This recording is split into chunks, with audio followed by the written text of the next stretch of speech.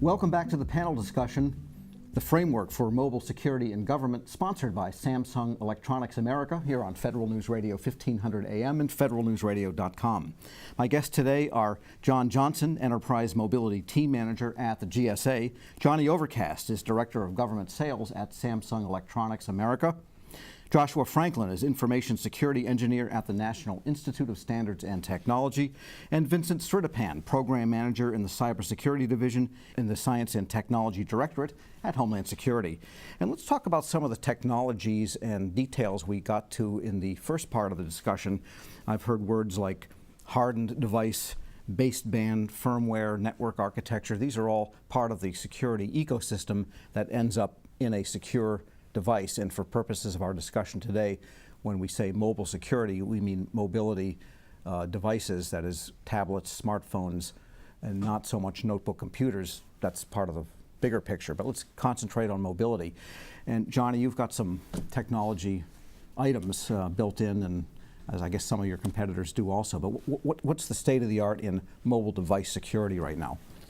Yeah, it's a good topic area. It's one that Samsung prides itself in. And I suppose real quick, to take you back approximately 3-4 years, what we did was realize to participate in the enterprise world.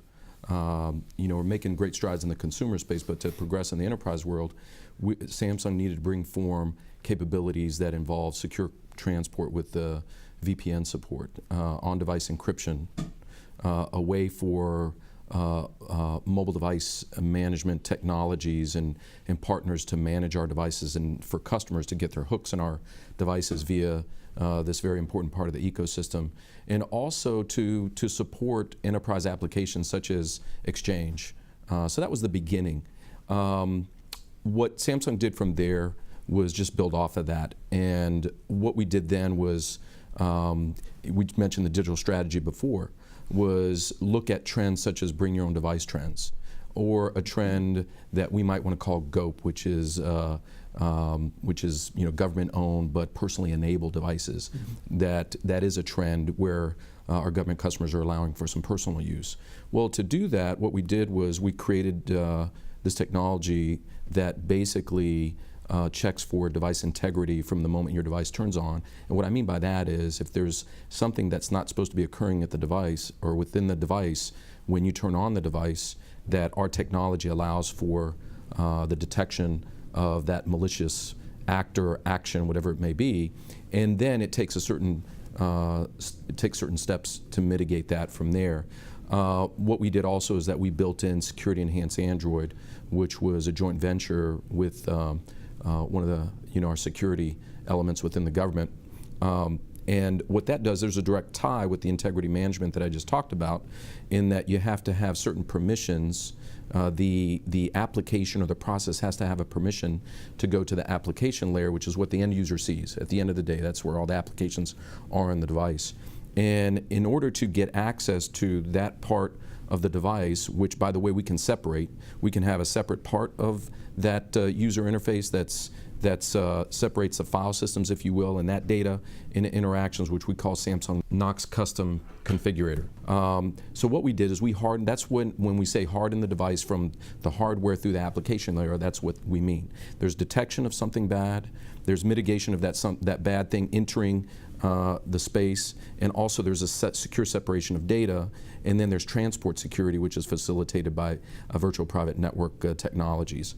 And what we did was we created this platform, this framework that included all these hooks, or what we call application programming interfaces, or APIs.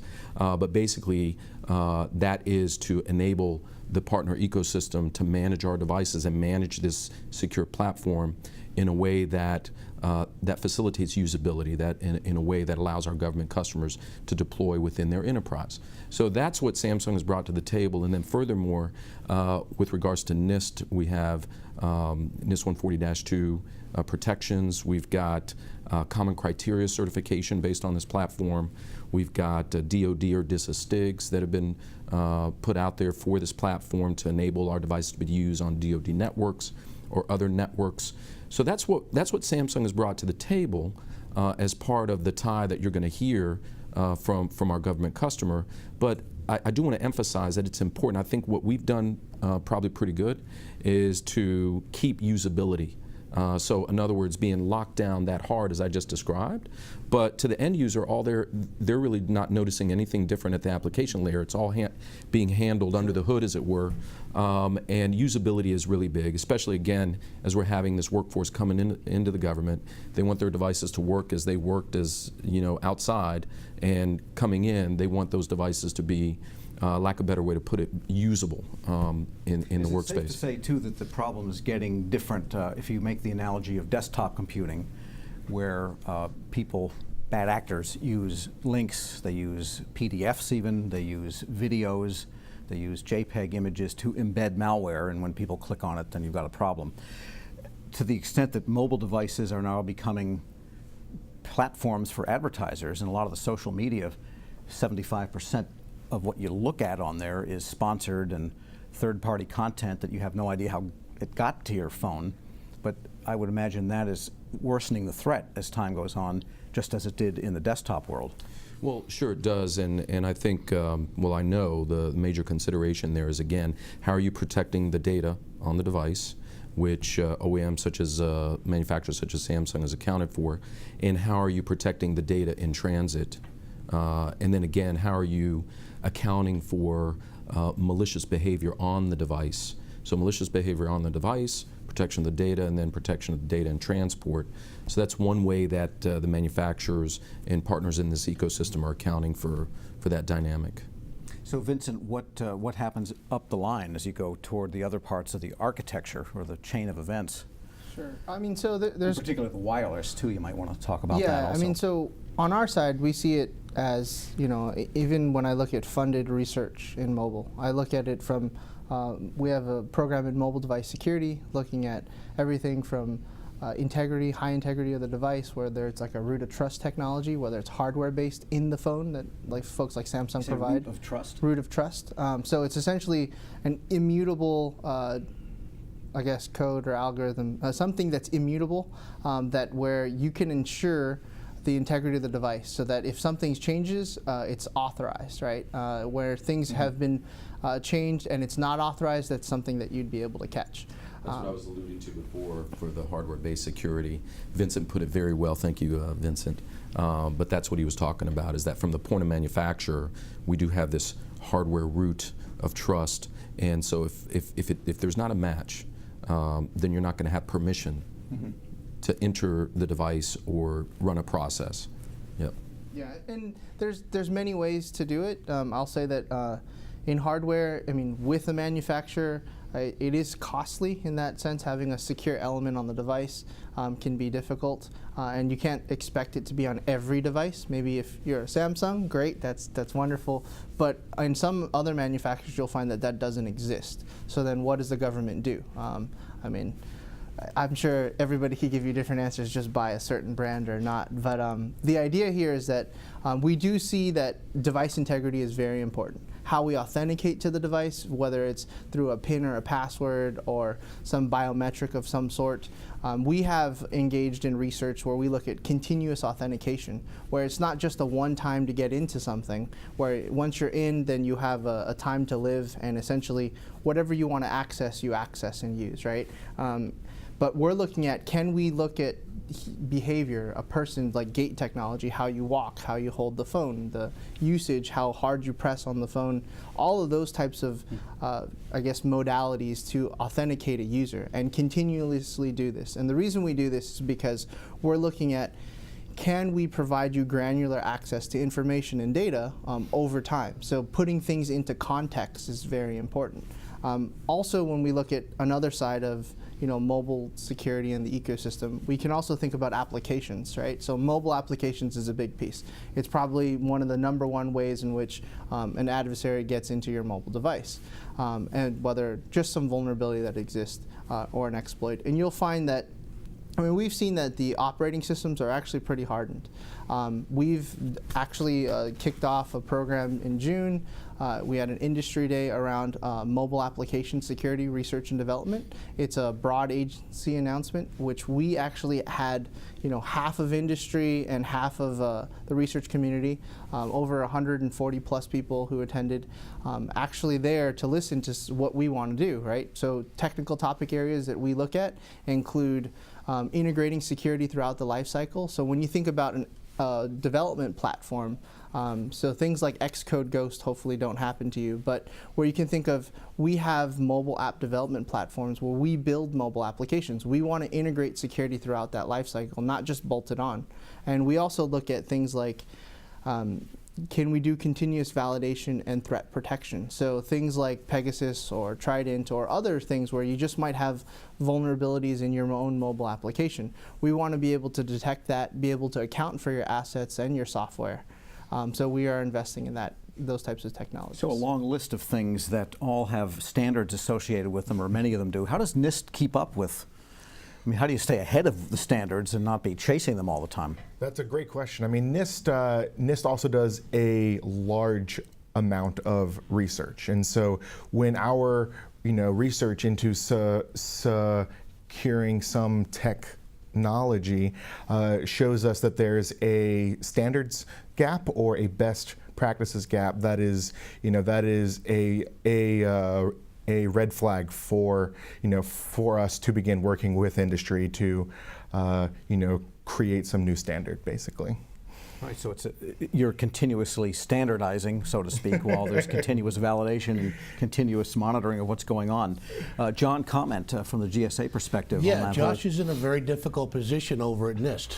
How do you create policies that not only address what it is that you're looking to address, but at the same time do not negatively impact the development and sort of the ingenuity that comes from the commercial sector to really address some of these problems and have those solutions end up being adopted into the federal marketplace? He's got a very, very difficult job. How do you set a policy together that does not detract, but rather enables, right? You actually, and you hit on standardization, and one of the debates right now, I don't even know if it's a debate, one of the conversations that is happening in government right now is, what is mobile? When you talk mobile security, you first have to define what mobile is. And we've been talking about it right now from a device perspective. We've been talking about it from an application perspective and a carrier perspective. OMB released a memo in August 4th of this past year. In that, they established what's now called the Mobile Services Category Team. And GSA is a representative of that team, along with DHS and DOD, Department of State, and a lot of the other people that we've been, you see that we've known each other for a long time, so when it comes to doing something, we rely on the internal network that we have. And that's one of the things that we're taking a look at. What do we mean by mobile? How are we going to define it? Making sure that agencies are talking in the same language, describing things in the same way, using similar technical requirements to really, sort of standardize what's happening, whether it's in the security space or otherwise, simplify the means for agencies to buy what it is that they need to harden their infrastructure, and as a result, there's going to be some efficiencies and savings, cost savings in particular, that happen if we are successful in doing that. And so this is something that we are actively working on right now. It's something that the Mobile Services Category Team is looking to execute in 2017. And we're going to continue to sort of move the mobile ball down the field, putting a framework around it in a way that makes sense, but that doesn't inhibit adoption and innovation. and try our best as a government to continue to evolve from a policy perspective, from a technical perspective, and an acquisition perspective as a lot of this comes out. Because when you look at the mobile environment, it's a very, I mean, as we're getting, it's just a very complex space. You're dealing in back-end infrastructure, you're dealing with the devices, the carriers, the applications, vetting of those applications, virtual private networks, right? Because they can take many forms.